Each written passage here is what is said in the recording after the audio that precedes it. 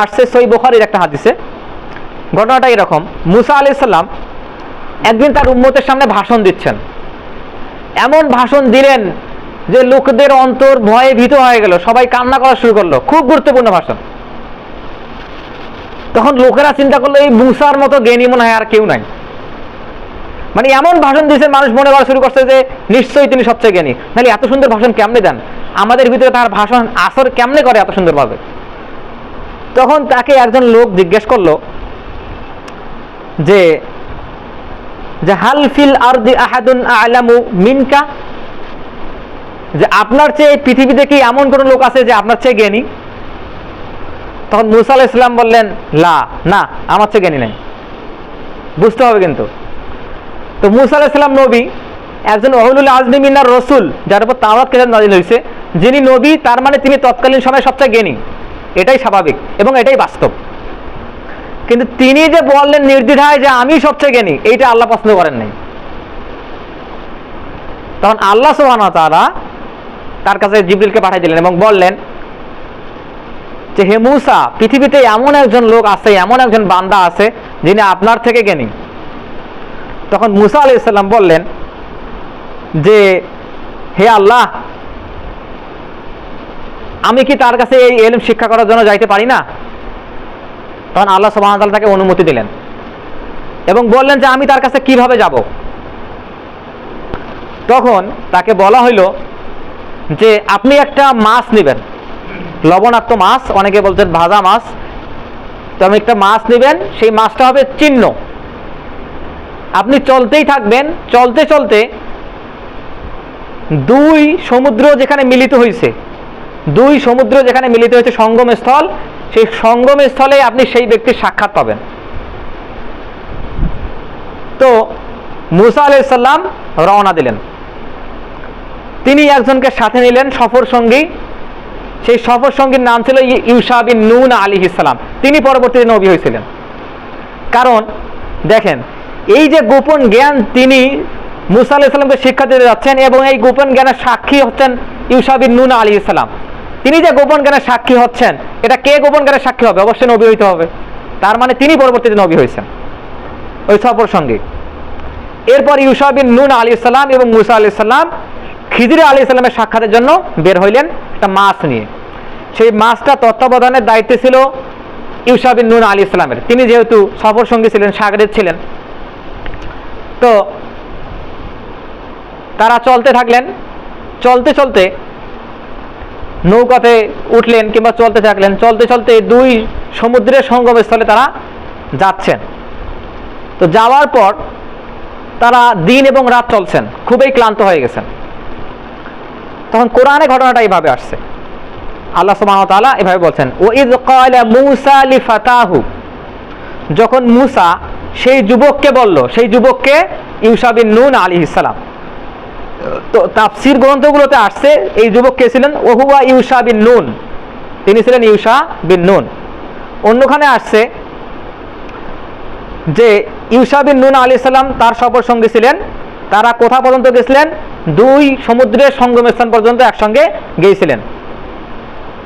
এরপর তারা কি করলেন? লা আবরাহু হাত্তা আবলুগা মাজমাআল বাহরাইন, তিনি তার সফর সঙ্গীকে বললেন যতক্ষণ না দুই সমুদ্রের সঙ্গম স্থলের কাছে আমরা যাচ্ছি ততক্ষণ পর্যন্ত আমরা চলতেই থাকবো। কতদিন পর্যন্ত হতে পারে? আও আমদিয়া হুকুবা, যুগ যুগ ধরে চলতে থাকবো। যদি এক যুগ লাগে, দুই যুগ লাগে, তিন যুগ লাগে, যদি বছর বছর সময় লেগে যায়, তবুও আমরা চলতে থাকবো দুই সমুদ্রের সঙ্গম স্থল না পৌঁছা পর্যন্ত। তো এই যে মাজমাআল বাহরাইন, দুই সমুদ্রের সঙ্গম স্থল, এইটা কোথায়? এইটা আমাদের খুঁজে বের করতে হবে। যদিও সেখানে যাওয়া উদ্দেশ্য, কিন্তু এখানে বলা হয়েছে মাজমা, যেখানে জমা হয়েছে বাহরাইন, দুইটা সাগর। এখন এইটা কোন স্থান ছিলেন এটা বের করা আমাদের জন্য দরকারি কেন সেটা বলি। বলা হয় যে খিজির আলাইহিস সালাম, অনেকে বলছেন ফেরেশতা ছিল, অনেকেই বলছেন আল্লাহর ওলি ছিল। কারা? সুফিরা বলে আল্লাহর ওলি ছিল। এবং এই ওলির কাছ থেকে বর্তমান চিশতিয়া, সাবিরিয়া, মুজাদ্দিদিয়া, নকশবন্দিয়া যত পীর ওলি আউলিয়া আছে, তারা নাকি ওই খিজির এখনো জীবিত আছে, তারা তার কাছ থেকে গোপন জ্ঞান নেয়, এগুলো তারা দাবি করে। এবং তারা বলে যে খিজির আসলে নদীর নিচে কোনো একটা দেশে ছিল, সে ফেরেশতা হয়ে আসছিল, তাকে গোপন জ্ঞান দেওয়া হয়েছিল। সে আসলে কোনো শরীরী মানুষ ছিল না, এটা অনেকে বলার মাধ্যমে তারা প্রমাণ দেয় যে খিজির এখনো জীবিত আছে এবং আমরা আমাদের পীরের যে সবক সেটা আমরা খিজিরের কাছ থেকে নেই, গোপন জ্ঞান।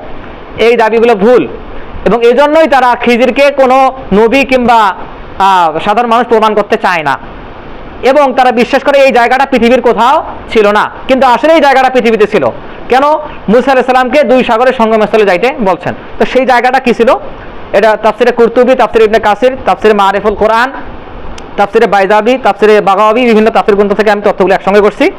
এখানে বলা হয়েছে যে এই দুই সাগরের যে সঙ্গম স্থল, এই সম্পর্কে বলা হয়েছে কলাল মুজাহিদ রহমাহুল্লাহ বলছেন যে মাজমা আল বাহরাইনি ইনদা তানজা, মরক্কোর তানজা নামে একটা জায়গা আছে, সেই জায়গায় দুইটা সাগর আছে।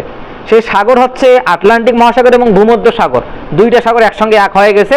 এই সাগরের সঙ্গমস্থলেই তারা খিজির আলাইহিস সালামের সাক্ষাতে গিয়েছিলেন। এটা হচ্ছে প্রথম মত।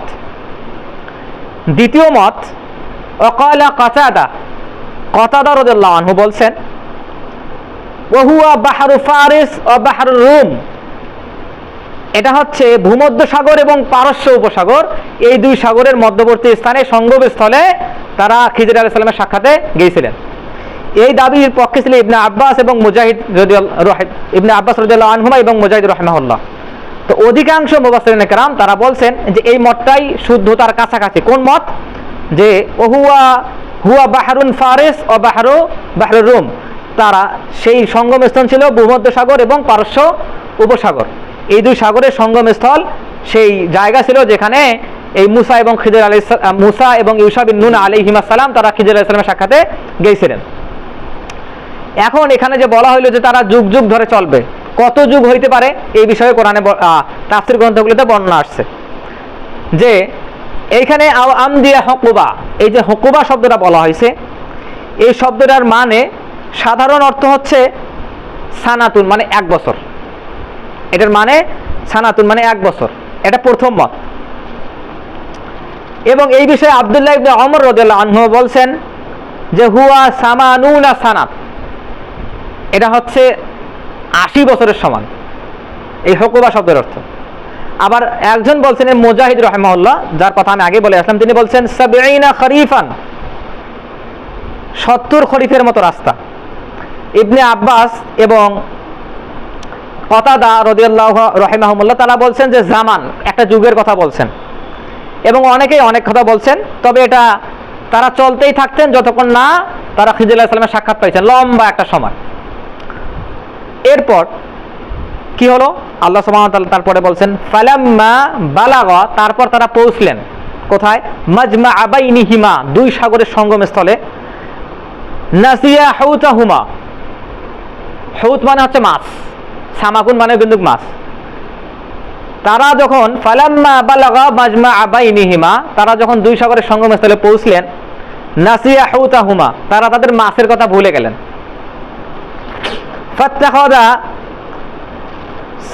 ফাত্তাখাদা ফিল বাহরি সারাবা, তারপর মাছটা সাগরের মধ্যে চলে গেল। তো এই মাছটা যে সাগরের মধ্যে চলে গেল, কোথায় তারা গিয়ে থামলেন? সেই জায়গাতে। তো এই যে তারা দুই সাগরের সঙ্গমস্থলে পৌঁছলেন এবং মাছটার কথা ভুলে গেলেন, এই বিষয়ে তাফসিরের মধ্যে আসছে ওয়াযালিকা ইন্নাহু কানা ক্বাদ উমিরা ইয়াহমিলু হুতান মামলুহিন মাআহু। তাফসির গ্রন্থগুলো আসছে যে এই মাছটা লবণাক্ত মাছ ছিল, তার মানে মাছটা জীবিত ছিল না। মাছে লবণ দিলে তো মাছ মরে যাবে, জীবিত মাছ ছিল না। ওয়াকিলা লাহু, এবং আরও বলা হয় মাতা ফাকাদাতিল হুত ফাহুয়া সাম্মা, যখন মাছটা পালিয়ে গেছে সেখানেই আসলে খিজির আলাইহিস সালাম আছেন, এটা তাদেরকে বলা হয়েছিল। আল্লাহ সুবহানাহু ওয়া তাআলা মুসা আলাইহিস সালামকে জানিয়ে দিয়েছিলেন। এরপর তারা যখন দুই সাগরের সঙ্গমস্থলে পৌঁছলেন তখন তারা ক্লান্ত হয়ে গেছেন। ক্লান্ত যখন হয়ে গেছেন তখন আল্লাহ সুবহানাহু ওয়া তাআলা তাদের অবস্থার কথা ভেবে বলছেন ফালাম্মা জাওয়াজা ক্বালা লিফাতাহু, তখন যখন তারা সেই স্থানে গেলেন, লিফাতাহু তিনি সেই যুবককে বললেন, অর্থাৎ ইউসা বিন নুন আলাইহিস সালামকে বললেন আতিনা গদা আনা, আমাদের সকালের খাবার নিয়ে আসো। তার মানে রওনা দিয়েছেন, রাত পার হয়ে গেছে, তারপর তারা ওখানে পৌঁছছেন, তারপর বিশ্রাম নিছেন। তারপর যখন সকাল হয়েছে তখন তিনি সেই যুবককে বললেন, আতিনা গদানা, আমাদের সকালের খাবার নিয়ে আসো। লাকাদ লাকিনা মিন সাফারিনা হাযা নাসাবা, এই সফরে তো আমরা ক্লান্ত হয়ে গেছি, সুতরাং আমাদের জন্য খাবার নিয়ে আসো। তো এইখানে আসছে ফানামা হুনাকা ফানামা হুনালিকা, যে তারা যখন খাবার খাইলেন তখন খাবার খাওয়ার পরে দুইজনে ঘুমিয়ে পড়ছেন ওই জায়গাতে ঘুমিয়ে পড়ছেন। যেহেতু গন্তব্যে আসছি তাহলে খাবারও খাইছেন, ঘুমিয়েও পড়ছেন সকালবেলা। তারপর কি হচ্ছে, মাছটা ওই স্থানে জীবিত হয়ে গেছে। জীবিত হওয়ার পরে মাছ দেখার তত্ত্বাবধানে ছিল কিন্তু ইউসা বিন নুন আলাইহিস সালাম। মাছটা জীবিত হয়ে গেছে, মাছটা লাফালাফি করতে করতে পাশেই সমুদ্র ছিল, সেই সমুদ্রে চলে গেছে। যখন মাছটা লাফালাফি করে সমুদ্রে চলে গেছে, এইটা দেখছেন ইউসা বিন নুন আলাইহিস সালাম। মুসা আলাইহিস সালাম কিন্তু ঘুমিয়েই আছেন। এরপর কি হলো, মাছটা যখন চলে গেল তখন ইউসা বিন নুন আলাইহিস সালাম দেখলেন, তো মাছটা চলে গেল, সেইখানে একটা সুড়ঙ্গ হয়ে গেল। সেই সুড়ঙ্গটা কেমন ছিল এখানে বর্ণনা করা হয়েছে যে মাটিতে সুড়ঙ্গ করলে যেমন সুড়ঙ্গ হয় সেই রকম সুড়ঙ্গ, অনেকেই বলছেন পাথরে সুড়ঙ্গ করলে যেরকম সুড়ঙ্গ হয় ওই রকম সুড়ঙ্গ, এবং এমন সুড়ঙ্গ হয়েছে যেটা স্পষ্ট আল্লাহ সুবহানাহু ওয়া তাআলা পানিকে থামিয়ে দিয়েছেন, কারণ ওই দিক দিয়ে তো তার পথ করতে হবে। তো এইটা ইউসা বিন নুন আলাইহিস সালাম মুসা আলাইহিস সালামকে বলেন নাই। এরপর তারা খাওয়া দাওয়ার পর ঘুম থেকে ওঠার পর আবার পথ চলা শুরু করছেন। পথ চলতে চলতে তারা ওই স্থান অতিক্রম করে চলে যাচ্ছেন। তো যখন অতিক্রম করে ওই স্থানটা চলে যাচ্ছেন তখন তার ক্লান্তি লাগছে, মানে আল্লাহ সুবহানাহু ওয়া তাআলা তার ক্লান্তি লাগাই দিলেন যে জায়গা ছেড়ে উনি চলে যাচ্ছেন। তখন কি হলো, ক্বালা আরাআইতা ইয আওয়াইনা ইলা সাখরাতি ফাইন্নী নাসিতুল হুত, যখন চলে যাচ্ছেন খাবারের কথা বলা হইলো, খাবার নিয়ে আসার কথা বলা হচ্ছে, খাবার খাইছেন, ঘুমাইছেন, এরপর সেই জায়গা অতিক্রম করে গেছেন। তখন মুসা আলাইহিস সালামের যে সাথী ছিলেন তিনি বললেন যে তিনি বলেন আরাআইতা ইয আওয়াইনা ইলা সাখরা, আমরা যে স্থানে বিশ্রাম নিছিলাম যে পাথরের জায়গাটার কাছে, সেইখানে মাছটা জীবিত হয়ে চলে গেছে। তখন মুসা আলাইহিস সালাম কিছু বলার আগেই ওই খাদেম আবার বলেন ইউসা বিন নুন আলাইহিস সালাম, ওয়ামা আনসানিহু ইল্লা শাইতান আন আযকুরা, শয়তান আমাকে এই কথাটা আপনাকে বলতে ভুলে দিয়েছিল। ওয়াত্তাখাযা সাবিলাহু ফিল বাহরি আজাবা, মাছটা আশ্চর্যজনকভাবে সাগরে চলে গেছে। ওই সাথী আবার বলেন এই কথা। তখন তারা আবার উল্টো পথে ফেরা শুরু করলেন, যেহেতু মরুভূমি জায়গা আছে, মানে পায়ের ছাপ পড়ে গেছে, তারা আবার পেছনে ফেরা শুরু করলেন। যখন ওইখানে গেলেন সুড়ঙ্গ পথ দেখা যাচ্ছে, যে স্থানে তারা বিশ্রাম নিয়েছিলেন সেটাও তারা চিনতে পারলেন। তখন মুসা আলাইহিস সালাম বললেন যালিকা মা কুন্না নাবগু, যে এইটাই তো আমাদের চিহ্ন, ওই মাছটাই তো আমাদের চিহ্ন ছিল, আমাদের সেখানে ফেরত যাইতে হবে। ফেরত আসলেন এবং ওইখানে চলে গেলেন। যখন ওইখানে চলে যাচ্ছেন, সহিহ বুখারীতে লম্বা একটা হাদিস আসছে। যাওয়ার পর তারা দেখলেন ওইখানে একজন লোক ঘুমিয়ে আছে, পা থেকে মাথা পর্যন্ত কাপড়ে ঢাকা একজন লোক শুয়ে আছে। তখন মুসা আলাইহিস সালাম তাকে উদ্দেশ্য করে সালাম দিলেন, আসসালামু আলাইকুম। সালাম যখন দিলেন তখন মুসা আলাইহিস সালাম কিন্তু এমন একটা জায়গায় গেছেন যে জায়গা উনি চেনেন না, এবং এমন মাধ্যমে তাকে নিয়ে যাওয়া হয়েছে মুজিজার মাধ্যমে। একটা মাছ, মৃত মাছ, সেটা লাফ দিয়ে সাগরে চলে গেছে, সেই পথ দিয়ে তারা খিজির আলাইহিস সালামের কাছে গেলেন, তার মানে কোনো কিছু তারা চেনেন না। এখন এইখান থেকে বিষয় হচ্ছে যে একই সময়ে কয়েকজন নবী থাকতে পারেন। মুসা আলাইহিস সালাম একখানে বনী ইসরাইলের নবী, আর খিজির আলাইহিস সালাম একখানে নবী, একই সময়ে দুইজন নবী থাকতে পারেন, তার মানে এখানে এটা প্রমাণ পাওয়া যাচ্ছে। কিন্তু রাসূলুল্লাহ সাল্লাল্লাহু আলাইহি ওয়াসাল্লাম, আমাদের হযরত মুহাম্মদ সাল্লাল্লাহু আলাইহি ওয়াসাল্লাম, তাকে সমস্ত পৃথিবীবাসী এবং জিন জাতি সবার জন্য পাঠানো হয়েছিল।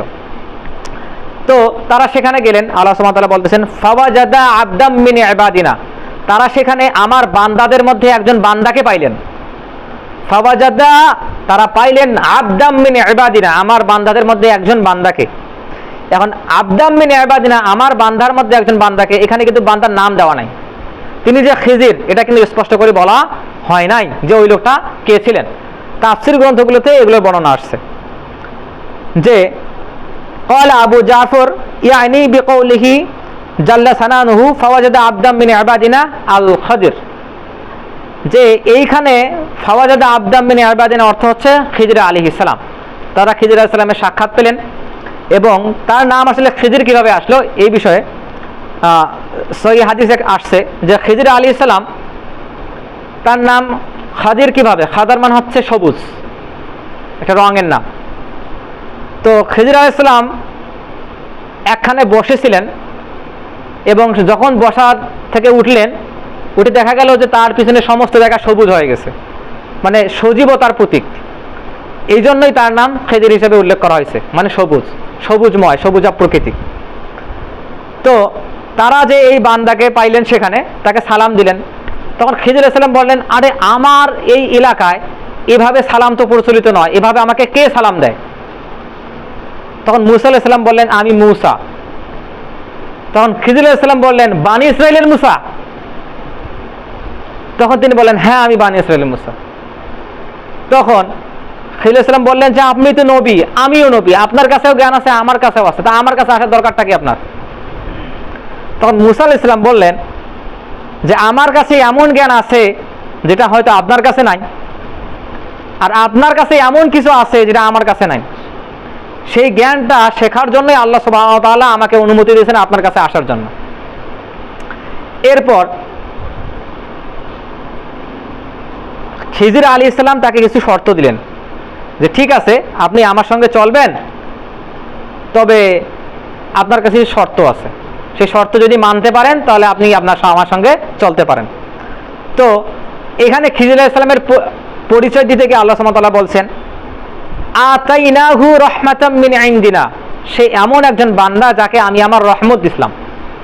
এই রহমতের ব্যাখ্যা দেওয়া হয়েছে যে তাকে নবুয়ত দেওয়া হয়েছিল, তার মানে তিনি নবী, তার মানে তিনি ওলি নন, তার মানে তিনি ফেরেশতাও নন।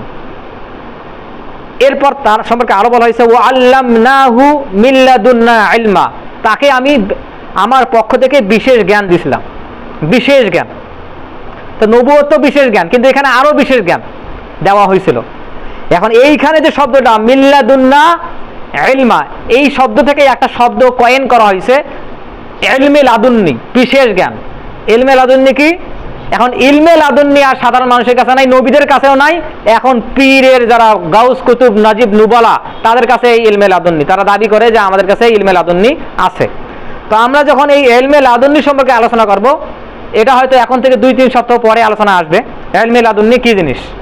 তো তারা দাবি করে, আসলে এইটা আলোচনা করার পিছনে আমার প্রধানতম উদ্দেশ্য হচ্ছে ইলমে লাদুন্নি সম্পর্কে ব্যাখ্যা করা এবং পীরতন্ত্রের যে বিষয়গুলো আছে এটা তুলে ধরা, এটা একটা উদ্দেশ্য।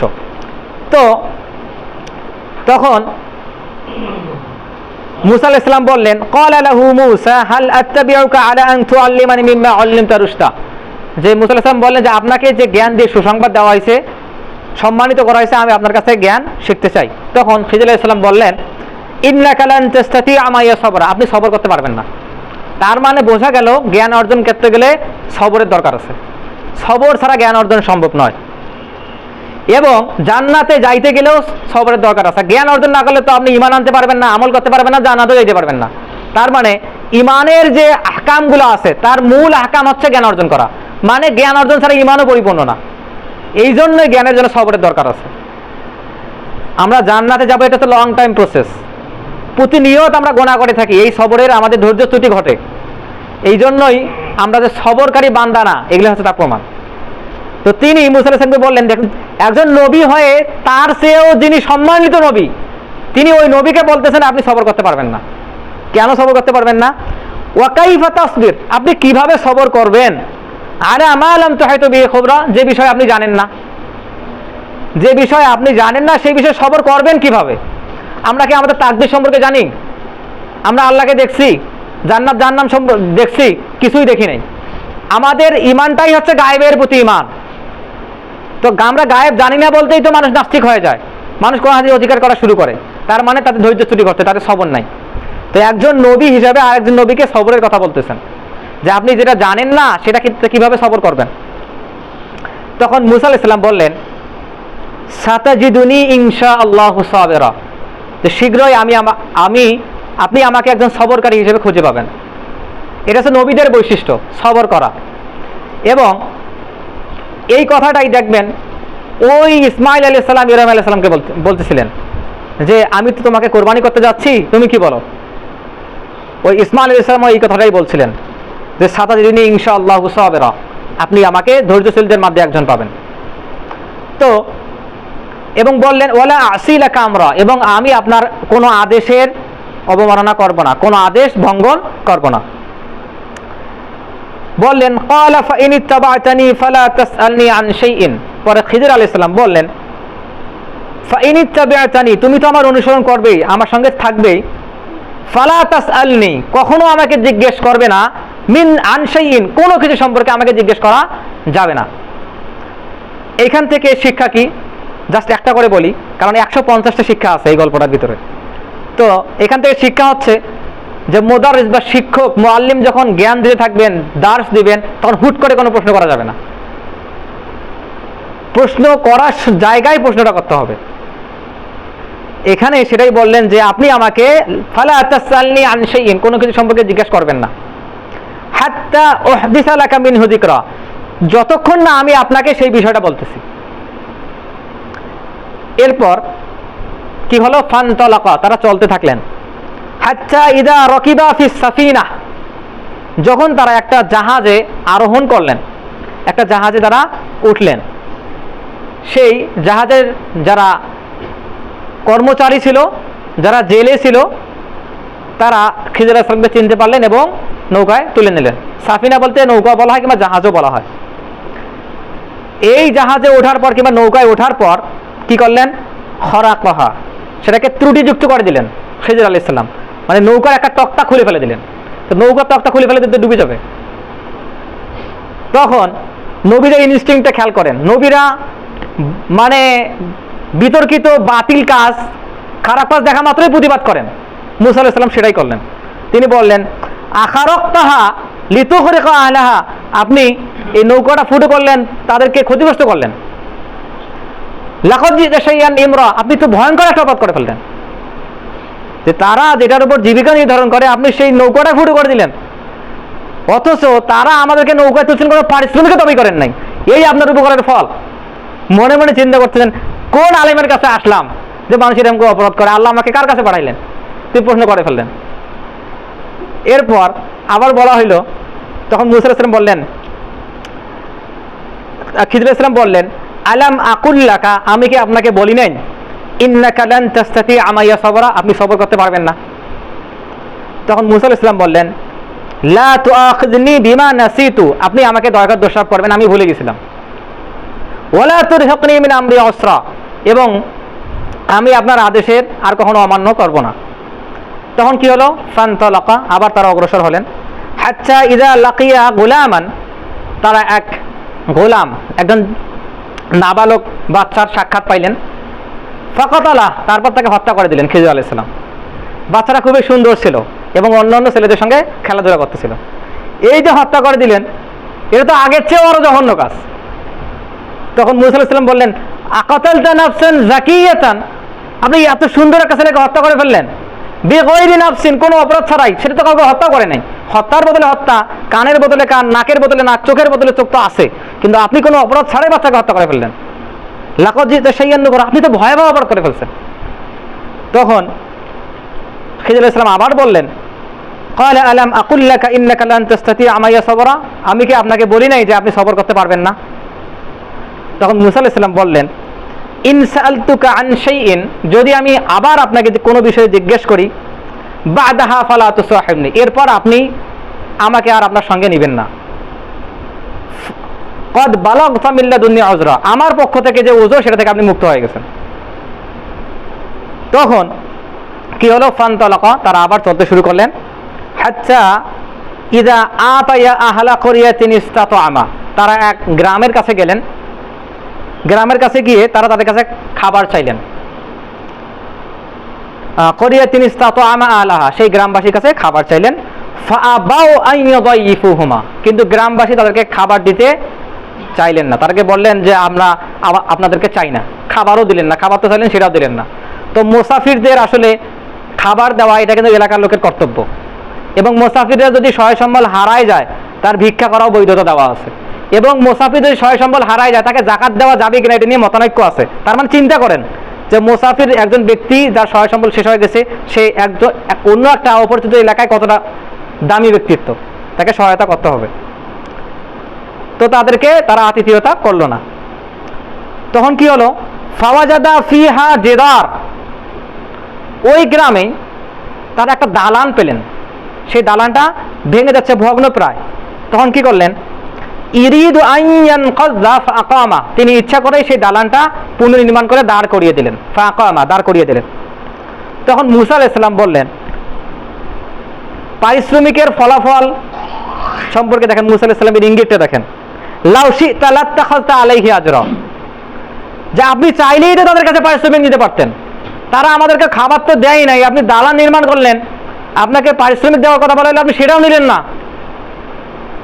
মানে পারিশ্রমিক ফলাফল নিতে হবে, এবং তারা যেহেতু আমাদের উপকার করে নাই, আমরা কেন তাদের উপকার করব, মানে তো ওনার মানব সত্তা জাগ্রত হয়ে গেছে এখন। তখন খিজির আলাইহিস সালাম বললেন, হাযা ফিরাকু বাইনি ওয়া বাইনিক, এইখানেই তুমি আর আমি আলাদা হয়ে যাব, এইটাই তোমার আর আমার পার্থক্য, কারণ তিনটা সুযোগ দেওয়া হয়ে গেছে। এরপর সাউনাব্বিউকা, আমি শীঘ্রই তোমাকে বলবো, বিতাউইলি, সেই সব ব্যাখ্যা, মা লাম তাস্তাই আলাইহি সাবরা, যে বিষয়গুলোতে আপনি সবর করতে পারেন নাই সেই সব বিষয় আমি আপনাকে শীঘ্রই বলবো। তখন তিনি বলা শুরু করলেন, আম্মা সাফিনা, সেই জাহাজের কথা, ফাকানাত লি মাসাকিনা, যেখানে কিছু মিসকিন ছিল, ফকির না মিসকিন। মিসকিন কারা? যাদের অভাব কিন্তু মানুষের কাছে চায় না, আর মিসকিন, কিছু মিসকিন সেখানে থাকতো। ইয়ামালুনা ফিল বাহরে, তারা সাগরে জীবিকা উপার্জন করত, মানে জেলে ছিল। ফারাদতু আন আইবাহা, আমি ইচ্ছা করেই সেটাকে ত্রুটিযুক্ত করে দিয়েছি। ওয়াকানা ওয়ারাহুম মালিক, কেন?